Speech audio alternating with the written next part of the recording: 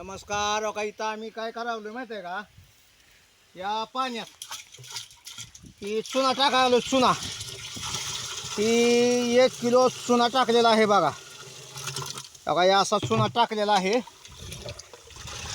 आणि त्यात मध्ये बघा असं हलवून घ्यायचं, म्हणजे काय होतं खालचं सगळं निघून जाते. ह्या बघा, आणि त्यात मध्ये आम्ही सल्फ्युरिक ॲसिड, ही सल्फ्युरिक ॲसिड टाकायला लागलोय 1-2 लिटर. तर ही लय हार्ड आहे बघा, हार्ड. हे कसं आहे, व्यवस्थित टाकावं लागतंय. आता तुम्ही बघू शकता हो का, ही सल्फ्युरिक ॲसिड आहे. या अशा प्रकारे तर हे आम्ही टाकलेलं आहे बघा.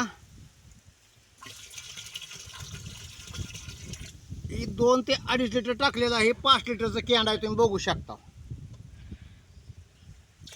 तर हे जर काय करायचं, ड्रिंचिंग करायचंय. की उसाला काय झालं माहिती आहे का, ठावरेंच्या आम्ही रानात आलेलो आहे आणि काही ऊस आहे बघा, काही असा पिवळा पडलेला. हे तुम्ही व्हिडिओमध्ये बघू शकता. तर ही त्याच्यासाठी काय झालं, काही तर 2-3 लाईनी सोडला ह्याने ऊस, काही असं पिवळा पडलेला आहे.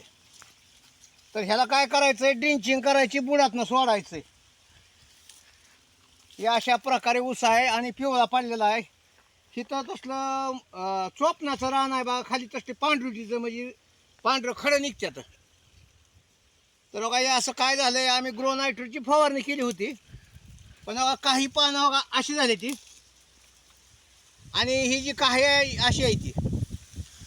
तर ह्यासाठी ती मुळी वाढायसाठी तर आता ह्याची ड्रिंचिंग करायची. ही तुम्ही कॅन बघू शकता अशा प्रकारे. आणि ठावरे यांच्या रानात आलेलं आहे.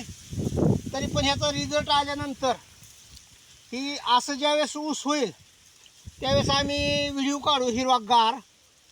तर आता सध्या काही असा आहे पांढरा, आणि काही शेंड जळायला, काही शेंड तुम्ही बघू शकता. काही शेंड जे आहेत का नाही, काही जळायला लागले.